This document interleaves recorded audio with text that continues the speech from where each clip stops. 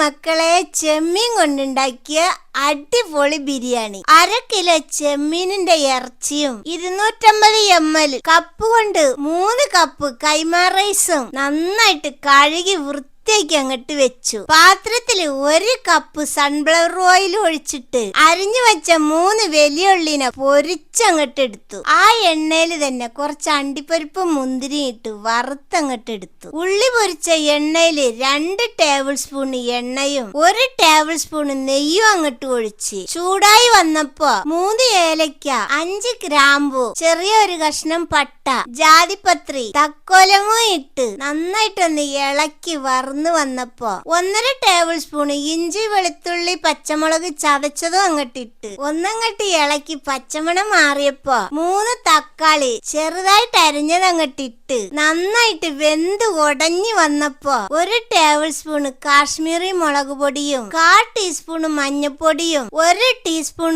ഗരമസാലയും 1 teaspoon കുരുമുളക് പൊടിയും പാകത്തിനുള്ള ഉപ്പും അങ്ങോട്ടിട്ട് നന്നായിട്ട് ഇളക്കി മസാലയുടെ പച്ചമണമൊക്കെ മാറിയപ്പോ 1/2 കപ്പ് വെള്ളം അങ്ങോട്ട് ഒഴിച്ച് അതങ്ങോട്ട് തിളച്ച് വന്നപ്പോ പൊരിച്ചു വെച്ച ഉള്ളിയിൽ 3/4 ഭാഗം അങ്ങോട്ടിട്ട് 2 മിനിറ്റ് അങ്ങോട്ട് ഇറക്കി വെച്ചു. ഇനി നമുക്ക് ചോറുണ്ടാക്കി എടുക്കണം. അതിനു വേണ്ടി ഞാനൊരു പാത്രം അടുപ്പത്ത് വെക്കുക.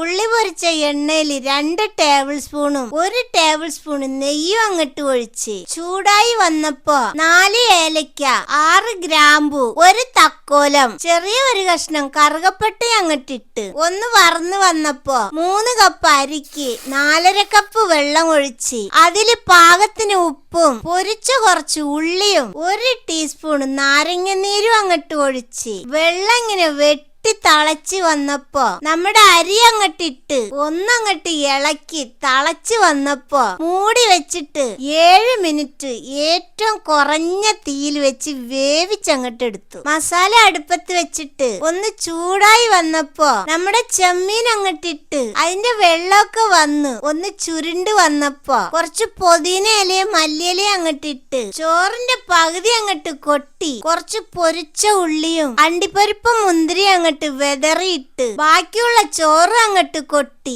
ഉള്ളിയും കുറച്ച് അണ്ടിപ്പരിപ്പ് മുന്തിരിയും മല്ലിയിലയും പൊതിനയിലയും അങ്ങോട്ടിട്ട് ഏറ്റവും കുറഞ്ഞ തീയില് 10 മിനിറ്റ് അങ്ങോട്ട് വെച്ചിട്ട് തീ ഓഫാക്കി 20 മിനിറ്റ് കഴിഞ്ഞ് അങ്ങോട്ട് എടുത്ത എന്റെ മക്കളെ, ചെമ്മീൻ ബിരിയാണി റെഡിയായി.